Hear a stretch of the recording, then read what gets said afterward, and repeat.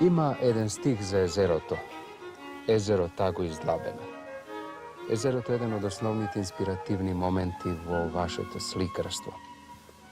Само еден миг, еден елемент од богатиот и раскошен колорит на Охридското поднебје. Што тоа значи за вас, како го чувствувате и како го транспонирате него на платното? Јас сум сретен што сум се родил покрај езерото, а посебно што во животот сум се занимавал со сликарство. Езерото е неисцрпен мотив кој секој ден за мене представува нова инспирација. Моето детство е поврзано со езерото. И ми била желба да станам сликар и да го сликам Охридското езеро. Да ги сликам сите негови убавини, да ги сликам целиот тој живот на тоа езеро. Рибарите, куќите покрај езеро, чуновите и сите промени кои настанувале преку целиот ден и преку целата година на нашето езеро. Езерото е необично е. Стално настануваат некои промени тонски, како што ние сликарите викаме инјанси. Стално се променува, за секунд. Треба да имате посебни чувства, за да можете тоа да го ловите и да го пренесете на платното.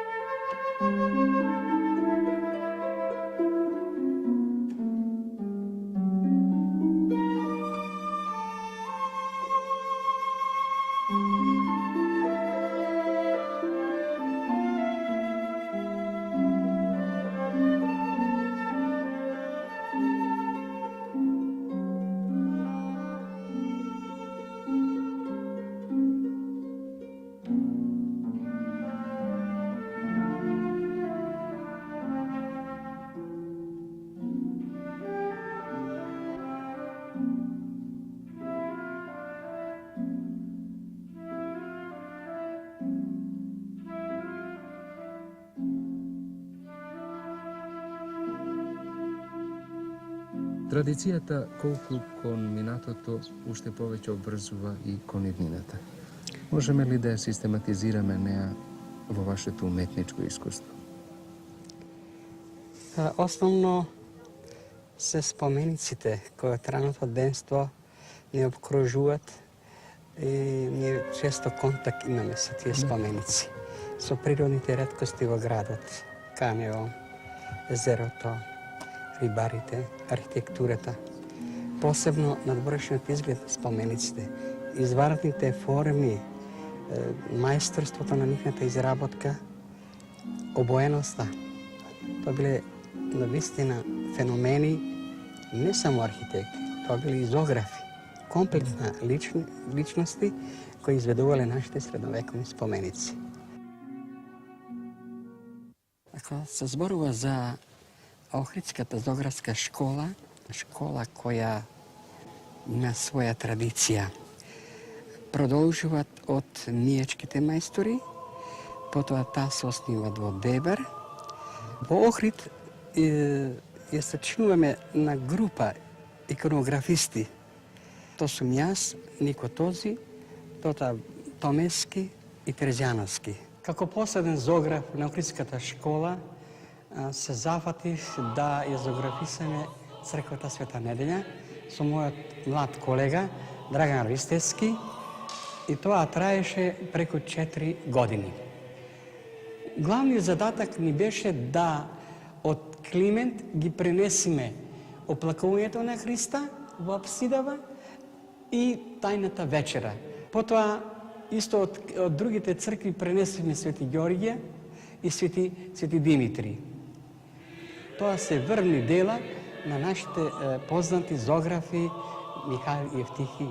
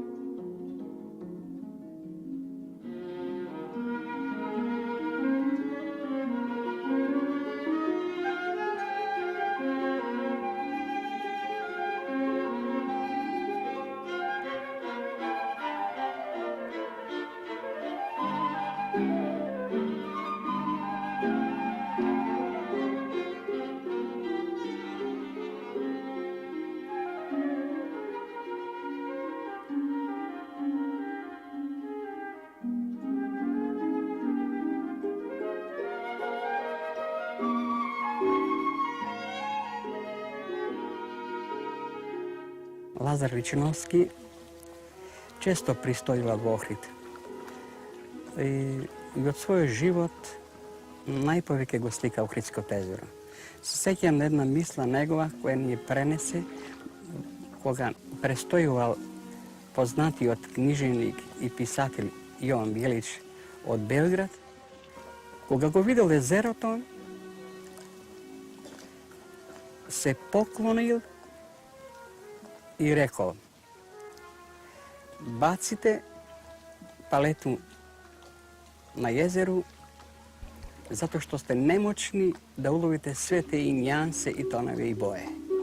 Сликар или уметник кој иде за прв пат во Охрид, то стварно ќе го почувствува тие промени кои настануваат во нашето езеро.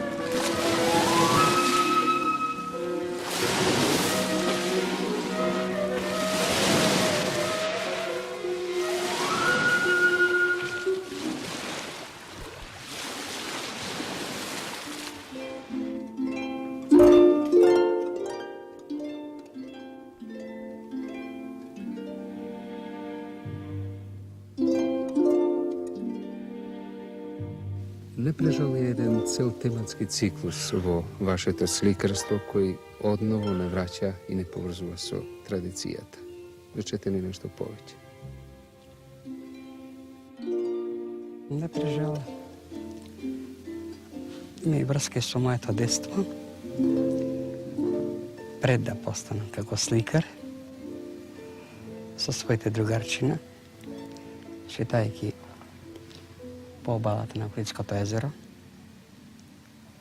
При истекот на билјаните избори, тоа е едно место како залив, гледаме чунови пропаднати. Некој дел се гледа предниот дел, уште останал, другото се потонало. Та пишува на чунот собственикот кој е на тој чун. По самите чунови полно рибчина шетаат. Ние како деца радознале, ето уште најдовме место да ги ловиме тука. Скокаме, се играме. И така мина детството. Кога се оформив ко сликар, се подсетив што тие чунови барае таму.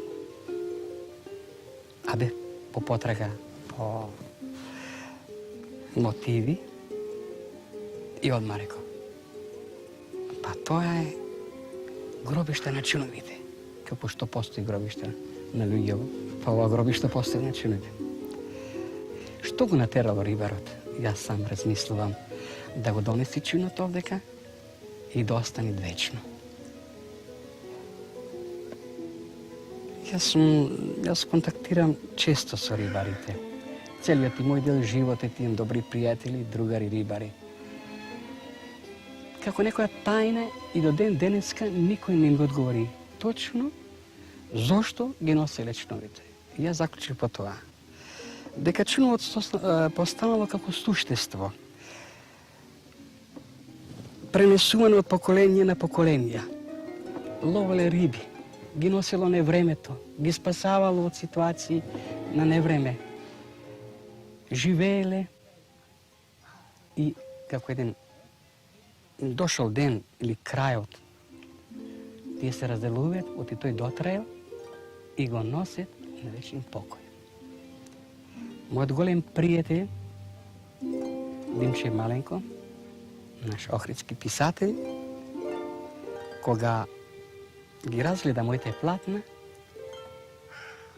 и ги даде легендата, не прежал. Тоа би значило за книжевноста балада за чуното. Денес не постоje чуновите, него остануваат во моето сеќавање. Јас продолжувам како тема да ги обработвам како композиција посета на чунот од семејството, во брановите, во невремето и среќата за екзистенција што ми дава тој чун.